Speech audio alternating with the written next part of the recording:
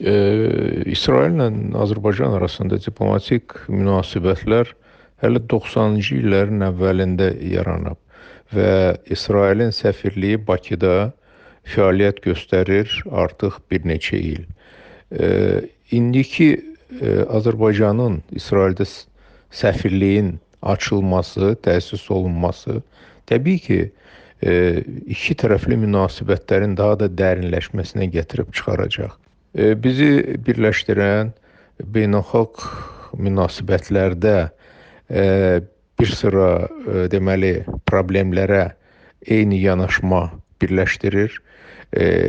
Bizdə deməli yaşayan Yəhudi icması həmişə Azərbaycan tərəfindən tolerantlıq görüb biz o tolerantlıq nümayiş etdirmişik həmişə Yəhudi icmasına və onlara Azərbaycanın müxtəlif sahələrdə işləməyə, fəaliyyət göstərməyə bütün şəraitləri yaratmışıq.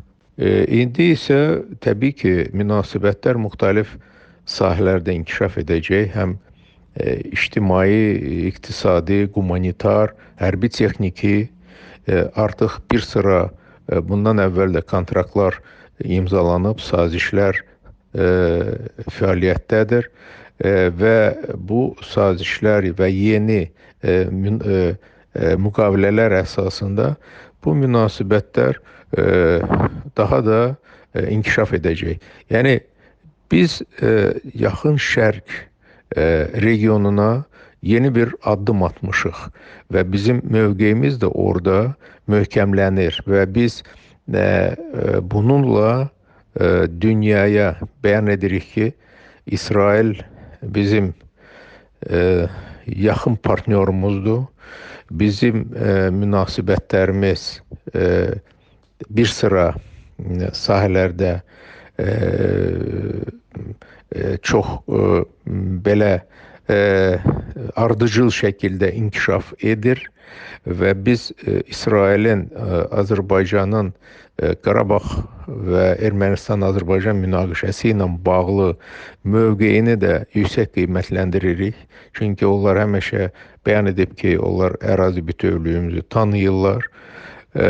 Biz bunu təbii ki, normal, yaxşı qəbul edirik və eyni zamanda bizim indiki, bundan sonra hər halda münasibətlərimizin əsas göstəricilərindən də biri də ondan ibarət olacaq ki, İsrail bizim mövqeyimizi dünya siyasətində, beynəlxalq meydançalarda daha da deməli əsaslı şəkildə müdafiə eləyəcək və bu da təbii ki, qarşılıqlı şəkildə olacaq.